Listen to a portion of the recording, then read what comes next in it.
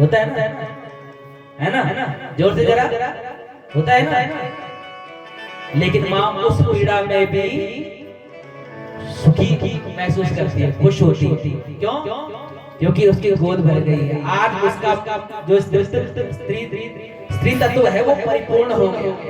क्योंकि जब तक नारी माँ नहीं बनती तब तक नारी परिपूर्ण नहीं मानी गई, और जब वो माँ बन जाती है तो सबसे ज्यादा सुख उस माँ को होता है जिसने उतनी घोर पीड़ा में भी बच्चे को जन्म दिया हो। आंखों में अश्रु होते हैं लेकिन मन में एक सुकून होता है कि आज मैं परिपूर्ण हो गई, माँ बन गई। तो वो जो दुख है वो माँ भूल जाती है, वो पीड़ा भूल जाती है हमारा। तो माँ कौशल्या भी कह रही है कि मुझे तो वही पीड़ा चाहिए, उसी प्रकार का सुख चाहिए जो हर एक नारी चाहती है। सुनी बचन सुजाना रोदन था, हुई बालक सुरभूपा, है ना, तुरंत भगवान बालक के रूप में आ गया और रोदन करना शुरू कर दिया, रुदन करना शुरू कर दिया, रोने लगे महाराज। और कौशल्या माँ हंसने लगी। आज भगवान बोल रहे हैं लेकिन एक माँ हंस रही है। देखो उस माँ की कृपा कितनी है, उस माँ के सामने स्वयं नारायण रो रहे हैं। कभी नारायण रोए, कभी नारायण रोए? लेकिन नारायण अगर रोए हैं तो सिर्फ 2 बार। एक सुदामा के समय जब एक भक्त फटे हाल उनके पास दरबार पर आता है ना, उस समय भगवान रोते हैं कि पानी परात को हाथ छुओ नहीं, नैन के जल सो पग धोए। उस समय भगवान रोए और आज एक माँ के सामने रोए, है ना। तो कितनी बड़ी है माँ की लीला। हर एक माँ के अंदर वो भगवती बैठी है, क्योंकि जननी तो असली वही है जिसने उस माँ को भी पैदा किया है ना। क्योंकि सर्वेश्वरी वही है, और जब उसकी कृपा होती है, श्रीमद् देवी भागवत की कृपा होती है महाराज, तब जाके वो माँ बनती है, वो नारी माँ बनती है। जब देवी भागवत की कृपा किसी स्त्री पर होती है तब जाके उसकी गोद भरती है, वो माँ कहलाती है। सच्चे दरबार की तो राम प्रकट हुए, नाना प्रकार की लीलाएं हुई, शिशु लीला हुई। विस्तृत में नहीं सुनाएंगे, जो जो प्रकट आपने कहे वही सुनाएंगे आपको। तो धीरे धीरे भगवान बड़े होते गए। विश्वामित्र उनको मांग कर लेकर चले गए। दशरथ जी ने कहा मुझे ले जाओ, लेकिन मेरे राम को मत ले जाओ। तो तुमने राम को कोई छोटा मोटा व्यक्ति समझा है क्या? राम छोटा मोटा स्वयं नारायण है, लेकिन पिता के लिए तो वो बालक ही ठहरे। तुरंत भगवान राम ने कहा, पिताजी यदि कोई संत, कोई ब्राह्मण, कोई महात्मा आपके दरबार पर आ जाए तो खाली हाथ नहीं भेजना चाहिए। तुरंत राम जी के वचनों को सुन के, भगवान के वचनों को सुन के दशरथ जी गदगद हो गए। बोले राम जा, आज तेरी वाणी सुनकर मेरा मन जो है, मेरी छाती चौड़ी हो रही। तो विश्वामित्र तुरंत राम जी को लेकर गए। और आपको पता ही है सुबाहु और मारीच का कैसे भगवान ने सामना किया। एक बिना फर के तीर के मारीच को 7 योजन 100 योजन जो है 100 योजन जल के भार फेंक दिया, बिना फर के बाण ताड़का मारी। उसके बाद विश्वामित्र स्वयं भगवान को जनकपुरी लेकर गए, जहाँ सीता का स्वयंवर था, माँ भगवती सीता का स्वयंवर था। और स्वयंवर में भगवान राम ने धनुष को तोड़ा। धनुष को तोड़ने के बाद चारों भाइयों की शादी हुई। शादी होने के बाद जैसे ही अयोध्या नगरी में पहुंचे तो आज दशरथ जी सोच रहे हैं कि क्यों ना मेरे बड़े पुत्र, ज्येष्ठ पुत्र का आज राज्य तिलक किया जाए। तो अयोध्या नगरी में खुशी की लहर कि राजा राम होंगे, राजा राम। लेकिन महाराज विधि को कहते हैं ना, विधि को तो कुछ और ही मंजूर होता है। माँ भगवती की ऐसी लीला रची माँ भगवती ने, माँ सरस्वती ने मंथरा की बुद्धि को फेर दिया, केकई की बुद्धि को फेर दिया। और उस कुबुद्धि के प्रभाव से, मंत्रा की कुबुद्धि के प्रभाव से कैकेयी ने भगवान राम के लिए वनवास मांग लिया और अपने पुत्र भरत के लिए राजपाट। लीला तो भगवती की है ना, सरस्वती मां ना जाती बुद्धि ना फेरती तो क्या राम को वनवास होता? ये लीला हो पाती राम की? नहीं माना। कि बन चले राम रघुराई,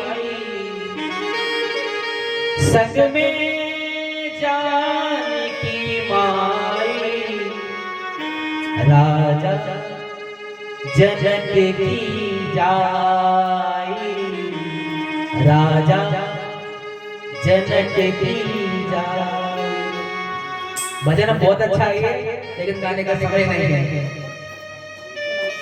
तो वन की तरफ चले आए भगवान नंगे पांव, बलकल वेश धारण किए हुए, ऋषि मुनियों का वेश धारण किए हुए भगवान वन की तरफ दौड़े। तो सबसे पहले केवट मिला, है ना, रास्ते में केवट मिला। सारी दुनिया को पार लगाने वाला आज स्वयं को पार लगाना चाहता है। नदी, इस संसार के सागर से पार होना चाहते हैं भगवान, है ना, उस नदी से इस नदी को पार करना चाहते हैं जो इस संसार को, व्यक्ति को पार लगाता है, संसार से पार लगाता है। केवट को प्रणाम किया, बोले कि हे केवट, कृपा करके मुझे नदी के पार ले जाइए। केवट ने भगवान की पाद प्रक्षालन किए। अरे अहो भाग्य, जो स्वयं विधाता मुझे पार लगाने के लिए आया है। ऐसा नहीं बोला कि मैं पार लगाऊंगा, मुझे पार लगाने के लिए आया। तो भगवान राम समझ गए, मंद मंद मुस्कुराते हुए बोले, केवट बड़ी बुद्धि लगाई है तूने। केवट बोला, ऐसे नहीं पार लगाऊंगा, एक वचन देना पड़ेगा। इस नदी से मैं तुम्हें पार लगाऊंगा, लेकिन एक वचन मुझे देना पड़ेगा। इस संसार रूपी इस भव सागर से आपको मुझे पार लगाना पड़ेगा। ऐसा वचन यदि तुम मुझे देते हो तो मैं इस नदी से आपको पार ले जाऊंगा। भगवान राम ने मन ही मन में कहा, केवट निश्चिंत रहे, इस संसार में तू मेरे काम आया है, उस संसार में मैं तेरे काम आऊंगा, चिंता मत कर। तुरंत केवट ने भगवान को पार लगाया और पंचवटी में जैसे ही पहुंचे तो सबसे पहले मुलाकात निषाद राज से। निषाद राज ने भगवान की बड़ी सेवा की। भीड़ जाति का है लेकिन भगवान की खूब सेवा हुई। तो उधर ननिहाल में, भरत जगह है ना ननिहाल, वहां संदेशा पहुंच गया कि जल्दी आओ, तुम्हें कुलगुरु वशिष्ठ जी ने बुलाया। बिना काम किए तुरंत इतने जल्दी कोई न्योता आ जा, मन में घबराहट तो होगा। घबराते भरत जी तुरंत दौड़े, घोड़े के ऊपर चले और पहुंचते पहुंचते दूर वहां एक ऐसे मंदिर में पहुंचे जहां पर सूर्य वंश के पितरों की मूर्तियां बनी हुई थी। तो पितरों की मूर्तियां बनी हुई थी। सबसे पहले प्रणाम किया वहां पर जाकर, एक एक के बाद अज रघु दिलीप सगर सबको प्रणाम करते करते जैसे ही अंतिम मूर्ति की तरफ गए, सोचने लगे ये तो नहीं लगती है, आखिर ऐसा कौन है। नीचे से जैसे ही ऊपर उठाया, हाथ में थाली थी, थाली हाथ से छूटी और तुरंत रो रो कर चिल्ला चिल्ला कर बोलने लगी, अरे पुरोहित, ये मेरे पिता की मूर्ति क्यों लगाई है यहाँ पर। पुरोहित ने सारा समाचार भरत जी को सुनाया। भरत जी रो पड़े। पुरोहित ने ये नहीं बोला कि कहीं ने कुचक्र से राम को वनवास मिला और आपके पिता स्वर्गवास हो गए। धीरे धीरे पहुंचते पहुंचते जैसे ही अयोध्या नगरी में गए हैं, देखा अयोध्या नगरी का तो बुरा हाल है, सब कुछ अस्त व्यस्त पड़ा हो रहा। सबसे पहले कहाँ गए? सबसे पहले किसको मिलने गए जानते हैं? किसको मिलने गए राम जी? जोर से जरा। कैकेयी को नहीं गए। सबसे पहले कौशल्या के पास। कौशल्या को दंडवत प्रणाम करके कहते हैं और माता को जैसे सफेद वस्त्रों में देखा तो आंखों से अश्रु छूटने लगे। माँ ये क्या हुआ? तो माँ ने ये भी नहीं बताया, कौशल्य ने भी ये नहीं बताया कि ये कैसे हुआ। चलते चलते चलते चलते आधे रास्ते में वशिष्ठ जी मिल गए। वशिष्ठ जी ने सारी बात बोल डाली, क्योंकि गुरु है ना, गुरु तो कोई बात छुपा नहीं सकता, सारी बात क्लियर करनी पड़ेगी, तभी तो उनको आगे बढ़ने की प्रेरणा दे सकेंगे। और जैसे ही ये बात सुना कि केकई के कारण ये सारी घटना घटित हुई है, दौड़े दौड़े तुरंत केकई के पास पहुंचे हैं और केकई के पास तुरंत दौड़े दौड़े पहुंचे। और ऐसा नहीं बोला कि मां रे केकई, आज तूने एक मां के नाम को जो है बदनाम कर दिया। कभी ऐसा नहीं सुना था। पुत्र तो पुत्र होते हैं लेकिन माता को माता नहीं होती ना। लेकिन आज तूने उस मां की गरिमा को धूसर-धूलित कर दिया है। आज तूने उस मां की गरिमा को नष्ट कर दिया है। अरे इस राजपाट के लिए उस स्वयं नारायण को तूने वन में भेज दिया, इस भरत के लिए। और आपको पता है भरत कौन है? कौन है? किसका अवतार है? किसका अवतार है? बताओ जरा जरा से। रामायण आपने सुनी है बहुत बार, लेकिन भरत किसका अवतार है? धर्म का अवतार, इसका प्रमाण कहीं नहीं है। लेकिन देवी भागवत में इसका प्रमाण है कि भरत जी किसका अवतार है? भरत जी है सुदर्शन चक्र का अवतार। किसका अवतार? सुदर्शन चक्र का अवतार। और सुदर्शन चक्र विष्णु चक्र नहीं है, ये शिवा चक्र है, शैव चक्र है, जो मां शक्ति के माध्यम से भगवान शिव को मिला और शिव के माध्यम से नारायण को मिला। मां भगवती का चक्र है ये। भरत कोई आम नहीं है, मां भगवती की शक्ति है। ऐसी ममता तो, ऐसी भक्ति तो मां भगवती ही कर सकती है। तो सुदर्शन चक्र का वो अवतार आज अपनी भक्ति की गरिमा को निभा रहा है। राम के प्रति अथाह प्रेम। तुरंत केकई को बोल डाला, आज से तेरा और मेरा कोई नाता नहीं, ये राजपाट तुझे ही मुबारक, तू ही इस राजपाट को भोग। मेरे स्वयं परब्रह्म जैसे भरत राम को तूने वन में भेज दिया, वो भी मेरे कारण।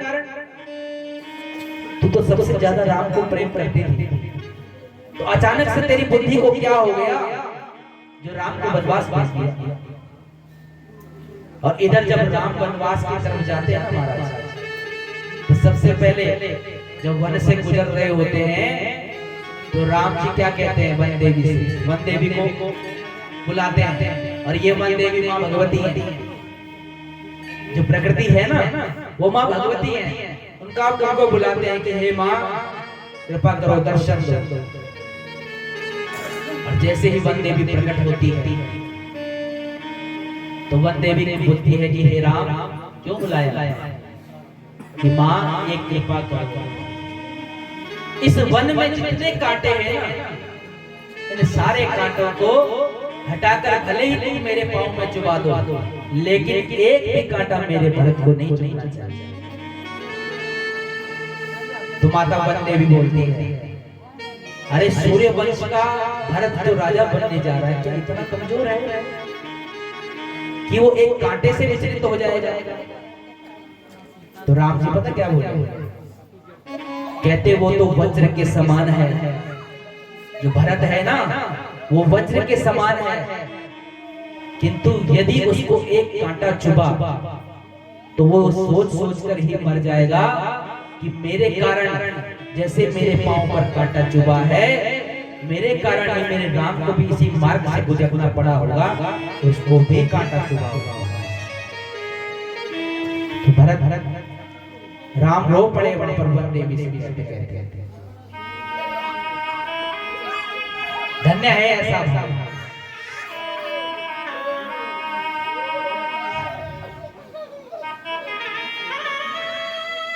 राम रो रो कर वन देवी से कह रहे हैं कि कांटों को हटा दो। मेरा भाई सोच सोच कर ही मर जाएगा कि मेरे कारण, मुझ नीच के कारण मेरे राम को इस वन मार्ग से गुजरना पड़ा, और उनको भी वही कांटे चुभे। देखो कितनी बड़ी सोच है एक भाई के प्रति एक भाई। इधर रो रो कर भरत का बुरा हाल करें तो क्या कर, किसके पास जाए। भरत तुरंत कैकेयी के से बात करने के बाद तुरंत कुलगुरु वशिष्ठ के पास गए और बोले, सुनो, मैं इस राज्य में रुकने वाला नहीं, जहां राम नहीं वहां हम नहीं। वशिष्ठ जी कहने लगे, जैसे आपकी इच्छा, लेकिन हम भी आप लोग के साथ चले। भरत जी कह रहे हैं, यदि मेरे भैया ने ये ठान ली है कि 14 वर्ष का वनवास जो है उन्हें झेलना है, तो उनके बदले में मैं 14 वर्ष के वनवास के लिए जाने के लिए तैयार हूं। तो वशिष्ठ जी कहने लगे, सुनो भरत, यदि तुम कहोगे तो हो सकता है कि राम वापस आ जाए। भरत खुश हो गए, ऐसा हो सकता है कि मेरे राम आ जाए। अगर ऐसा हो गया तो मैं वचन देता हूं, मैं 14 वर्ष के लिए वनवास नहीं जाऊंगा। वशिष्ठ जी चौंक गए, 14 वर्ष के लिए वनवास नहीं जाऊंगा, पर क्यों? राम के लिए मैं संपूर्ण जीवन अपना देने के लिए तैयार हूं। अगर मेरे राम मेरे रहते हुए यदि वापस आ सकते हैं तो 14 वर्ष क्या, मैं अपना संपूर्ण जीवन ही वन में बिताने के लिए तैयार हूं। 14 वर्ष की बात करते हुए धन्य है ऐसा भाई। आज तुरंत सारे नगरवासियों को लेकर जो भरत जी हैं वो चल पड़ते हैं राम जी को लेने के लिए, और दौड़े दौड़े राम जी के पास जैसे ही पहुंचे हैं, सबसे पहले राम जी की दृष्टि पड़ी उन 3 माताओं पर। तो सबसे पहले भगवान राम ने प्रणाम पता किसको किया? कैकेयी माता। कैकेयी माता को प्रणाम किया कि मां, ये कैसा वेश धारण किया? पिताजी कहाँ है? जब बात सुने कि पिता नहीं रहे तो भगवान राम भी रोए। लक्ष्मण बोले कि हे प्रभु, हे भैया, हम आज अनाथ हो गए, आज हमारे संसार की जो छत है वो चली गई।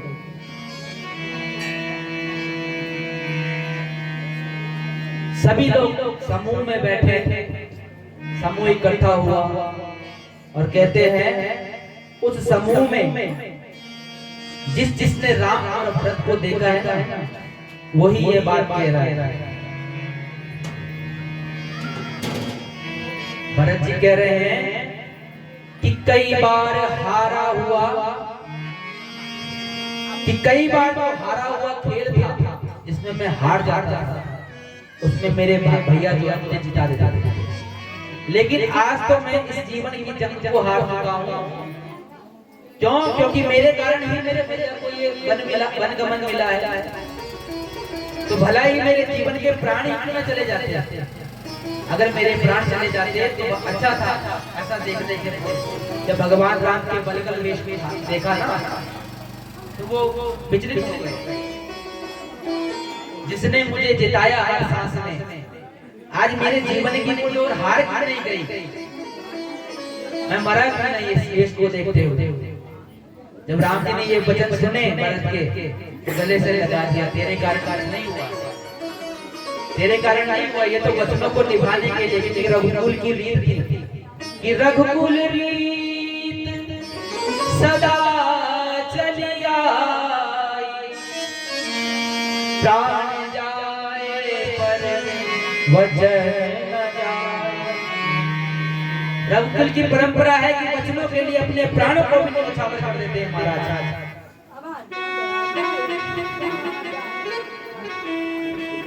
तो सभा बैठी, सभा में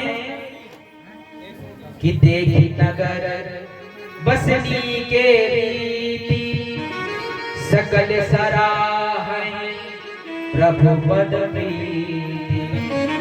भगवान राम और भरत के उस मिलाप को देखते हुए सब भरत को सराह रहे हैं, राम को नहीं कुछ कह रहा है। भरत को कह रहा है कि भरत जो है धर्मात्मा है, जो सब राजपाट छोड़कर राम को लेने के लिए वापस आ गया।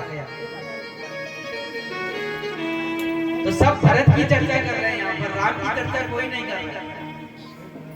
भरत ने बहुत मनाया राम जी को, प्रभु आपकी जगह मैं वन में रहने के लिए तैयार हूँ, लेकिन कृपा करो आप ये जिद छोड़ दो। तो राम जी ने एक ही शब्द कहा भरत से, क्या अगर मैं कुछ मांगू तो दोगे?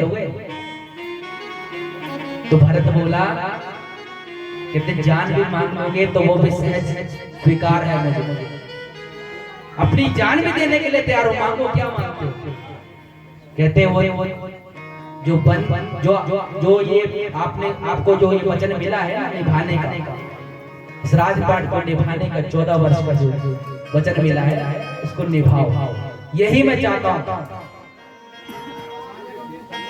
देखो अब वचन तो दे दिया। तो भरत जी बोले भैया बड़े निर्मोही हो, वचन मांग लिया सो मांग लिया, ठीक है, लेकिन मैं भी ये प्रतिज्ञा करता हूँ कि जो ये राजपाट है ये आपका ही रहेगा, और 14 वर्ष का जो वनवास है जैसे आप रह रहे हो ना वैसे ही मैं भी रहूंगा। ये कैसे संभव है? तब कहते हैं कि भरत ने राम जी से कहा कि प्रभु कर कृपा पावरी दीनी, कि सादर भरत शीश धरनी। हे भैया कृपा करके मुझे अपनी पावरी दे दीजिए, अपनी चरण पादुकाएं दे दीजिए, यही चरण पादुका आज से 14 वर्ष तक राज करेगी, इनको सिंहासन पर बैठाकर मैं राज करूंगा। ये बात सुनते सुनते भगवान की आंखों में आंसू आने लगे। जितने सारे ऋषि मुनि वहां पर खड़े थे वो भी रोने लगे। कहते हैं ना कि राम भक्त ले चला राम की निशान, शीश पर खड़ा अखियों में पानी, राम भक्त ले चला राम की निशान। इस प्रकार से भगवान और भरत का मिलाप हुआ। देखो बिल्कुल सूक्ष्मता से सुनाया, समय बहुत कम है, अगर भरत मिलाप की चर्चा करें ना एक सप्ताह चाहिए भरत मिलाप करने के लिए, इतनी अगाध कथा है राम जी की। बोलते ना कि हरि अनंत हरि कथा अनंता, कहानी सुनाई बहु विधि सब संता। हरि की कथा तो अनंत है, हम जैसे तुच्छ मनुष्य क्या सुना सकते हैं उस कथा को? हमारी जीवन में इतनी सामर्थ्य शक्ति नहीं कि हम उसकी कथा को विस्तार रूप से सुना सकें, लेकिन जितनी हमारी भगवान ने हमें कला दी है, जितनी हमारे अंदर सामर्थ्य दी है, उस हिसाब से हमने अपनी कथा सुना है ना। तो राम जी का वनवास हुआ, 14 वर्ष का वनवास हुआ, सीता माता का अपहरण हुआ, और इस अपहरण में सबसे पहले भगवान राम खोजते खोजते माता सबरी के पास पहुंचे। राम भटकते भटकते वन में ढूंढ रहे हैं और बोल रहे हैं, हे खग हे मधुकर श्रेणी, तुम देखी सीता मृग ने। पशुओं से जंगलों से सबसे पूछ रहे हैं राम, क्या तुमने सीता को देखा? बताओ मेरी सीता कहाँ गई? रोते रोते बिलखते बिलखते भगवान सबरी के द्वार पर पहुंचे, और सबरी पता क्या कर रही है? अपनी कुटिया के आगे फूलों की सेज बिछा रखी है। उनके गुरु ऋषि ने, मतंग जी ने ये कहा था कि राम स्वयं चलकर तुम्हारे द्वार पर आएंगे, और तुम्हारी जो इच्छा है ना नम्रता भक्ति की, वो पूर्ण करेंगे, तुम्हें नम्रता भक्ति का ज्ञान। और आज भगवान बिलखते बिलखते मां सबरी के द्वार पर पहुंचे। तो राम जी को जैसे ही देखा माता सबरी रोने लगी। तुरंत भगवान राम को खटिया पर जो चाट होती है बांस की बनी हुई, उस पर बिठाया, जूठे बेर खिलाए राम को। वो एक दिन आता बड़ा सुंदर सुंदर कि मदन मुनि की कुटिया पर आप हिलनी जोवे बाट, राम मेरे घर आना, राम मेरे घर आना, राम मेरे घर आना, राम मेरे घर आना। राम जी आए, जूठे बेर भी खिलाए। और माता सबरी पूछ रही कि प्रभु मेरे गुरुवर ने कहा था नवदा भक्ति के विषय में, हम आपको आपकी सीता का पता बताएंगे, आप हमें नवदा भक्ति के बारे में बताएंगे। तो ध्यान से सुनिएगा, नवदा भक्ति समय बहुत कम है, समय उसका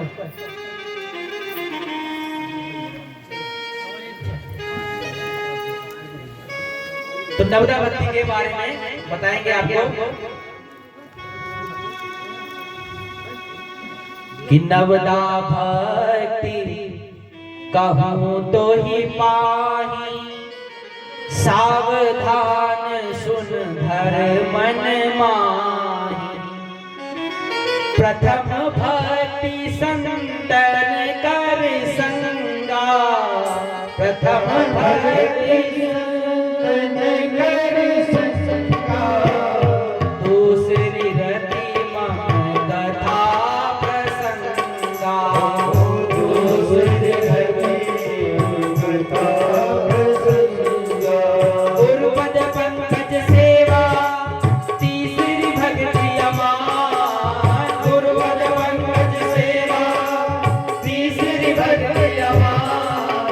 चौथी भक्ति प्रभु गुणगण करहि कपट तजगान, चौथी भक्ति प्रभु गुणगण करहि कपट तजगान।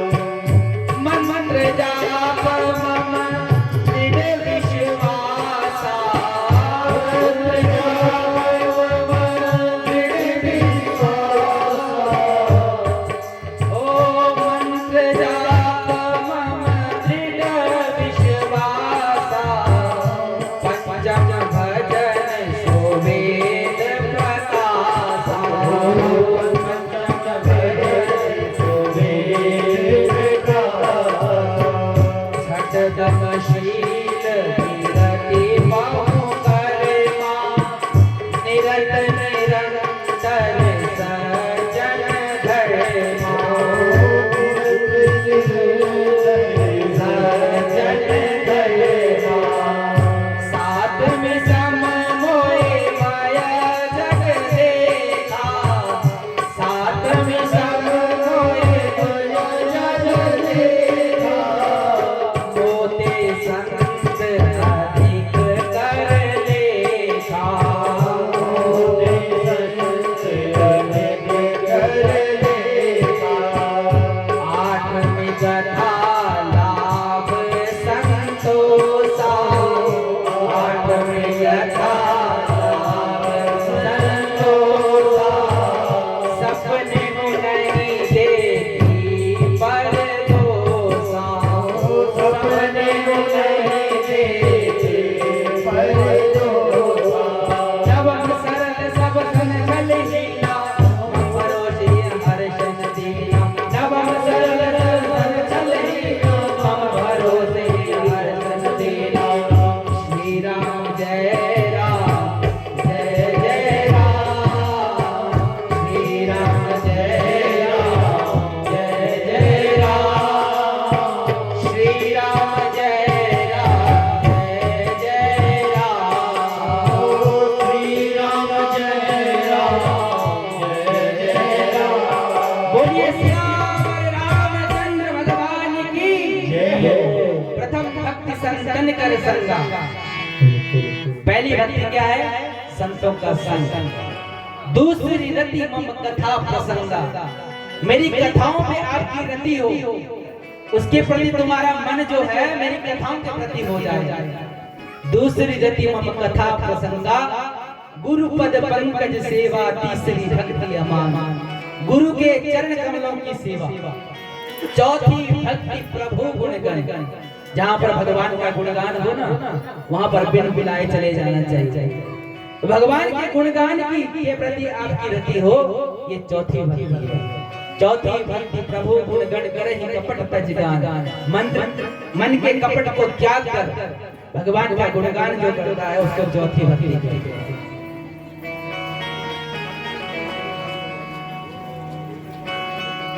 पंचम भजन सवेद प्रकाशा, जो पांचवी भक्ति है वो जो वेद है, ये वेद ही है भगवान। इन वेद और प्रकाश, ये प्रकाश है भगवान का, वेद रूपी प्रकाश, इसको अपने जीवन में लागू करना। छठतम शील विरति बहु कर्म, प्रत्येक कर्म में जो कर्म करो, खाओ पियो कोई भी कर्म कर रहे हैं ना, उसमें मेरा कर्म मान कर करो, मतलब उसमें मेरा ध्यान हो। खाते पीते हरि नाम संकीर्तन होता रहे। छठतम शील विरति बहु कर्मा, निरंतर सज्जन धर्म, हमेशा सज्जन रूपी धर्म को निभाते हुए जो कर्म भी संसार में कर रहे हो उसमें प्रभु का चिंतन हो। सातवीं सम मोए मैं जग देखा, सारी सृष्टि को स्वयं ये मानो कि सारी सृष्टि में अगर कोई बालक भी है तो ये समझो कि वो प्रभु ही सामने खड़ा है। सारी सृष्टि को मुझे ही जानो। जब प्रत्येक व्यक्ति ये मानेगा कि ये भगवान है, ये भगवान है, तो सारी लड़ाई समाप्त। सातवीं सम मोए मैं जग देखा, मोते संत अधिक कर लेते, संतों को मुझसे भी बढ़कर मानो। आठवीं यथा लाभ संतोष, लाभ और संतोष ये दो तत्व हैं जीवन। जिसके जीवन में अच्छा लाभ हो, लाभ कैसे होगा? लाभ ये नहीं कि पैसों का लाभ, जीवन में लाभ तब होता है जब आप संतों की संगति करते हो। जब संतों की संगति हो जाती है तो असली जीवन का लाभ हो जाता है। इस जीवन के शरीर का लाभ हो जाता है महाराज, इस आत्मा को लाभ मिलता है। और लाभ संतोष, और जिसके जीवन में संतोष आ गया बोलते संतोषम परम संतोष। जिसके जीवन में संतोष आ गया उसका जीवन तो महाराज स्वर्ग हो गया। नवम सरल सब संसलहीना, भगवान राम कहते हैं, भगवान राम किसको मिलते हैं? राम किसको मिलते हैं? जो व्यक्ति सरल होता है, जिसको ज्ञान होता है उसको राम मिलता है? कभी नहीं। वो भागवत में आता है ना, श्रीमद् भागवत में आप सुनोगे प्रहलाद जी को बोल रहे हैं भगवान नरसिंह। प्रहलाद कह रहे हैं कि मैं तो नीच कुल का हूँ, मुझे कैसे मिल गया, ना मेरे पास ज्ञान है ना कुछ है। भगवान बोल रहे सुन, विप्रादि षड्गुणयुता दरविंद नामा, पादारविंद विमुखा चपचम वरिष्ठम, मन्ये तदर्पित मनो वचने हितार्थम, प्राणान भुनातु सकुलम नतु भूरि माना। मैं उसको नहीं मिलता हूँ जिसके पास अथाह ज्ञान हो। अगर ऐसा ही होता तो ऋषि मुनि हजारों वर्षों की तपस्या कर रहे हैं महाराज, उनको न मिल जाता। उद्धव को भी नहीं मिल पाए, लेकिन जब प्रेम बरसा ना, राधा जी का प्रेम बरसा, तब उद्धव को असली ज्ञान मिला कि भक्ति के अलावा दुनिया में और कोई ज्ञान नहीं। 12 गुणों से युक्त विप्रा द्विषट गुण होता, द्विषट बोलते 12 गुणों से युक्त ब्राह्मण यदि है, नित्य कर्म भी कर रहा है, ज्ञान भी है उसके पास, लेकिन यदि उसके पास प्रभु की भक्ति नहीं तो वो 12 के 12 गुण व्यर्थ है महाराज। वो 12 गुण व्यर्थ है उसके जीवन में, चाहे वो नित्य क्रिया कर रहा है, लेकिन अगर भगवान की प्रति भक्ति नहीं तो वो जीरो है। भगवान उसको मिलता है जो सरल होता है, सा से सीता, रा से राम, ला से लक्ष्मण। ये कथा आप कल सुनाएंगे आपको कि भगवान किसको मिलता है। बोलिए सियावर रामचंद्र भगवान की। हनुमत कथा भी कल हो गई।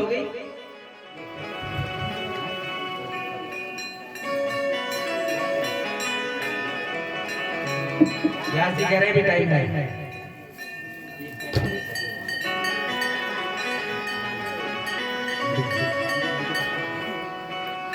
व्यास जी कह रहे हैं अभी 5 मिनट है, 5 मिनट और सही।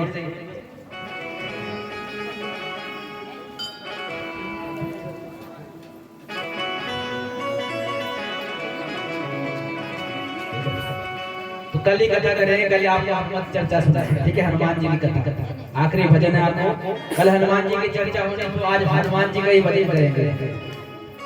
बोलिए हनुमान जी महाराज की।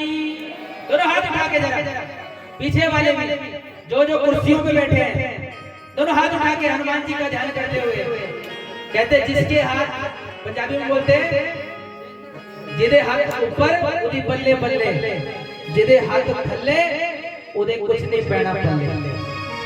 जिसके नीचे हाथ उसको कुछ नहीं मिलेगा, जिसके हाथों पर, दोनों हाथ उठा के बोले हनुमान जी महाराज की। हे रुद्र को अवतारा अंजना को जायो, पवन को बल पुत्र वेलो, केसरी को लाडो। जय बाबा बजरंगी, तेरा इष्ट राम और सीता, अरे भगवती को अगवानी वीरा, राम जी को दूता। तेणुवे